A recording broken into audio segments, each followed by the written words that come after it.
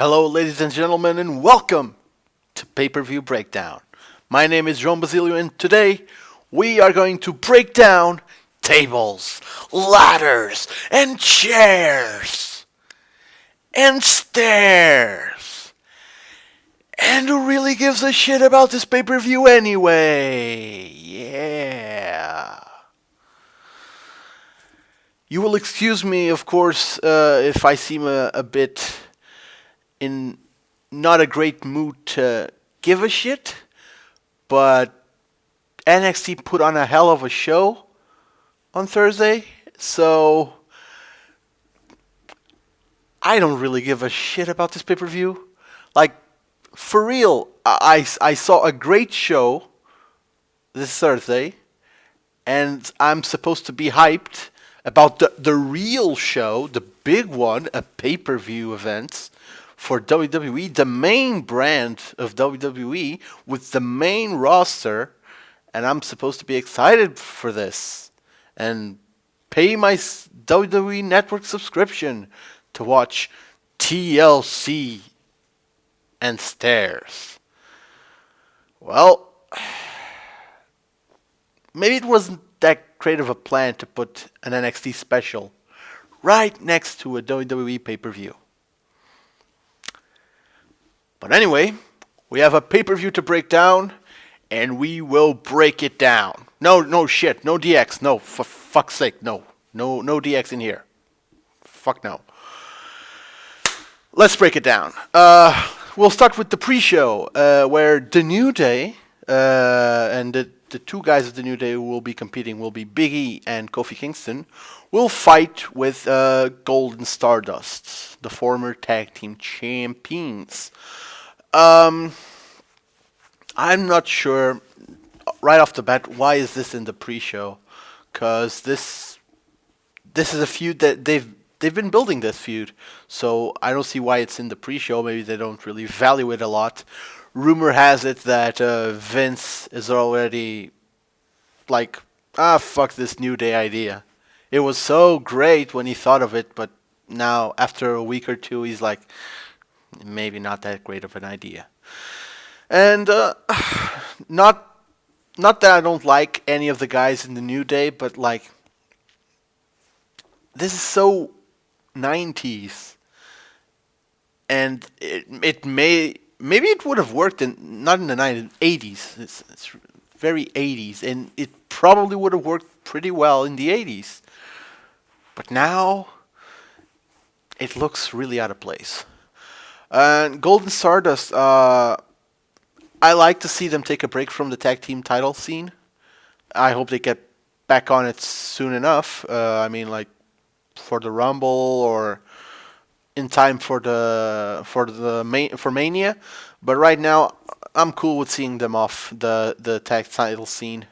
For a winner, I think going with the logic of, since they're a new stable and they need to place themselves strong in the beginning to make themselves look strong, I'll say the New Day takes this one.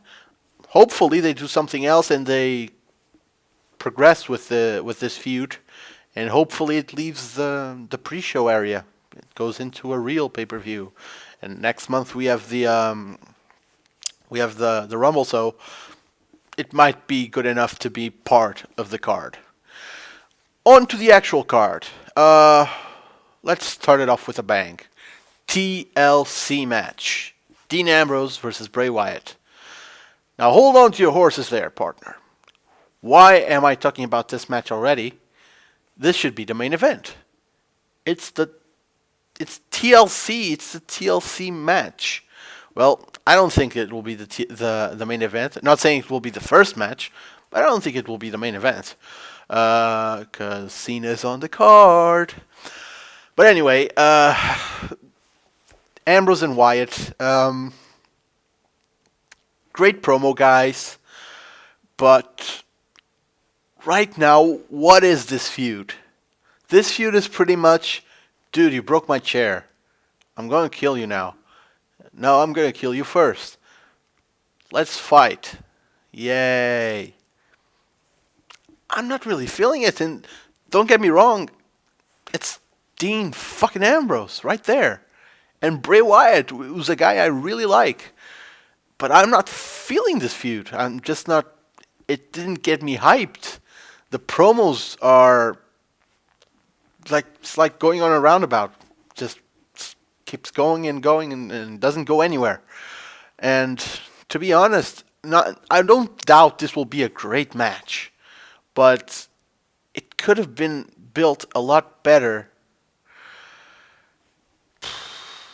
I can't really say how. I don't have any ideas, but something else could have been done.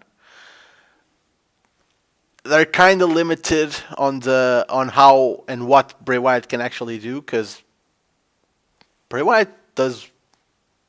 I'm not saying he's a one-trick pony, but it's not like he let's say, well, it's hard to explain because Bray Wyatt is this specific character, and we know how Bray Wyatt is, and Ambrose is just nuts. So they're trying to play it off Ambrose a lot, like Ambrose saying, "I won't go to the dark side," and stuff. But to be honest, it's not really working. This is why I didn't really approve of this feud to start off, because these guys should be on parallel routes, not in a collision course already. It's too soon. But since we have it here, I hope it will be a great match. I hope they tear the house down. They certainly have the elements to do it. For a winner, I'll say I think Wyatt might take this one. And I hope he does it in spectacular fashion, or I just won't even care about what goes on in this feud anymore. So I'm really hoping this match saves it. Next up, chairs match. Ryback versus Kane. Now, this is the thing about TLC that I find stupid. It started a few years ago. Because the pay-per-view is called TLC, WWE has to have a TLC match, a tables match, a chairs match, and a ladder match. But a tables match, sure, that's a match. Ladders match, of course, great, it's potential to be a great match. A chairs match. What's a chairs match? A chairs match, they have chairs around the ring. So chairs are allowed. So it's a no disqualification match. Can they only use the chairs? If they use something else, they get disqualified. What's the whole point of it? Is it just to say, oh, we have a chairs match? So what? Why do I care that it's a chairs match? It's a no DQ match, essentially. Anyway, the two guys in it don't really excite me. So it's Ryback, it's Kane. A lot of people say Kane should be long gone by now. Ryback's getting a second wind of sorts. And I think Ryback will take this one, but I think this is a one pay-per-view feud. Not really much to it. I hope to see these two kind of reignite something during the Rumble match, but I hope this doesn't make it to the Rumble itself. Doesn't make it to a match at the Rumble. It's just not necessary. Next up, the WWE Tag Team Championship match. Miz and Mizdow defend against the Usos. Now, they've been trying to do something kind of funky, pun intended, with Naomi, your wife, she has a bright future in Hollywood and stuff, and I'm helping her with Miz, and I'm not sure this is intentional, but they actually almost making it look like Miz is a good guy. They're almost trying to convince me Miz is actually being good here and not being a dick. But then I remember, oh yeah, it's the Miz. He is a dick. and they're trying to add an element of story to what would have been a pretty bland. Yeah, here's your new tag team number one contender. Here's your new number one contenders, and you fight at the pay-per-view kind of deal that they usually do with the tag team division. So that's cool. That's new. It's something. It's something. So it's not really interesting me. It's not really appealing to me, but it's something they can use in the promo package. That's for sure. As for a winner, I think the champs will retain. Too soon to have a title exchange, and then again, I don't think their reign will be that much. Rumble, Fastlane, maybe Mania will be the time. Yeah, Mania. Mania would be a good time for them to drop the titles, but I hope it's a good match, and I think this might be the opener. I'd say this is a great match to open up tonight, after the pre-show, of course, and it's Mizdow, and we want Mizdow, of course, and I can't wait to see Miz and Mizdow implode. That's the real scoop of this whole thing. Not the title itself. The title itself is like off to a side. Miz and Mizdow are putting on a great show, especially Mizdow, and those two are the ones I want to see implode. And hopefully Damien Sandow comes out of it as a fucking boss, because the dude's awesome. Next up,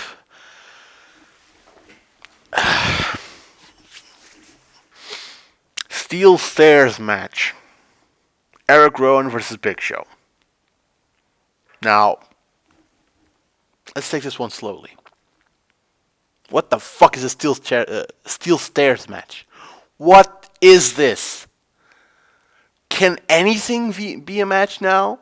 Can I hit my opponent with the ring bell and have a ring bell match? Can I... They use boots to hit it. They have boots on their feet, so if they kick each other, are they having boots matches? Is everything a match these days? Steel Stairs match. What? It's stupid. It's just stupid. This match did not need a stipulation. Are they using the stipulation to just say, "Oh, it's a fancy little match," and it doesn't need it? Did they need to make it a no DQ match? Make it a no DQ match. Just say it's a no disqualification match. It would have sufficed. But nope. Next. Oh, look. It's Big Show. The guy who keeps turning and turning. I wouldn't like to be the guy sleeping, because I bet he keeps turning and turning. Why should I care? Why should I care about the Big Show? I don't know. I really don't know. And then it's little Eric Rowan. And correct me if I'm wrong, but WWE is telling me this guy's autistic. They are. He cuts one-word promos and one-sentence promos. He's super clever, but it doesn't show. And WWE is telling me this guy's he's autistic. What the actual fuck? Why is this a storytelling element? Why is this a character element? No. No. This doesn't belong here. They won't admit it, of course, but why should they pass off this vibe of, oh, he's very smart, but he likes to be off on his own world? God damn it, don't say he's... It doesn't belong. It's something they shouldn't even approach. So I really don't like how they're going about this. And let's not even go to the big red thing. Jesus Christ. I want to know who came up with that one. Anyway, this promises to be a riveting match, and I'm guessing Rowan will come out on top, hopefully, because Big Show doesn't need to win matches. Shit, Big Show doesn't need matches. Big Show just needs to take a big long vacation. On to more important and certainly more interesting matches. Intercontinental Championship ladder match. Now this is a match I want to see right here. Probably one of the few matches I really want to see. Only one of the few matches that actually has me interested enough to watch this pay-per-view. Luke Harper defends against Dolph Ziggler. Now, I have really high hopes for this match because Luke Harper, he's still proving himself, and Dolph Ziggler, as I think it shows that WWE is trying to say, all right, we understand what all the hype and all the frustration from the fans up until now has been. We see that Dolph is the main event player, and they're starting to build him up to that spot. After having the title and doing nothing with it, I think it's time that Dolph ascends to the next level. That he already for like a year now, for the last year he deserved to be at that level, that main event level. I hope he gets there pretty quick, pretty soon. And this match might be another way of Dolph telling management, yeah, I'm ready. Let's do this. I'm not saying this will be Razor Ramon and Shawn Michaels level of ladder match, but these are two relatively young guys who have an opportunity to really give the Intercontinental Championship a lot of status and really raise the title's profile, because right now the Intercontinental Championship is the biggest title, active title in WWE, because there is no World Heavyweight Championship right now. You can't say there is. As for a winner, I'd love to see Dolph win, but I actually think Luke Harper needs this win to make him look really strong. And I hope, even though Dolph winning would be amazing, Luke Harper is in the position that he needs to build himself more, because he's not Dolph Ziggler. He's not at that status that he keeps getting put down by management because he's too good. He's still not Dolph Ziggler. So I think Luke Harper deserves to come out of this one with the win. And United States Championship on the line. Rusev defense against Jack Swagger. It's pretty simple. Rusev wins. There's no reason for Jack Swagger to win this match at all. It's not the time to end Rusev's undefeated streak. Rusev wins. It's simple as that. Not much to talk about this match. The build was pretty simple, so Rusev wins. Divas Championship match. The highlight of this feud has been that famous AJ Lee line of talent isn't sexually transmitted. That got me like, oh, that was awesome. That was pretty good. Other than that, it's the standard. AJ lost her title, so is now on the road to get it back. Will she get it back? No, I think Nikki will retain, and I think the rumors might be true, and AJ's on her way out of the company. If so, it sucks, but it's an opportunity for someone from NXT to come up. Maybe a certain person with some flair for the job. I think she could do it. And finally, the match I believe will be the main event, although it shouldn't be because the pay-per-view is called TLC and not just T. John Cena versus Seth Rollins. The stipulation being, if John Cena loses, he's no longer the number one contender for that. What's the name of that old title that doesn't get defended anymore? The WWE World Heavyweight Championship. That's right. Wonder where that is. Who knows? These two have had a pretty good rivalry. I like seeing Seth feuding with Cena because it's giving Seth a big platform and a big stage and giving him a big opportunity to just showcase his talent and say, hey, I can hang with the big boys. And that's great. I like to see Seth in this position. But unfortunately, the Rumble's coming up, and I don't really think we'll see a number one contenders match for the World Heavyweight Championship on Raw. So unless they're only planning on defending the World Heavyweight Championship on Mania, so that would mean we'd still have another 2 pay-per-views and essentially 3 months without a championship match.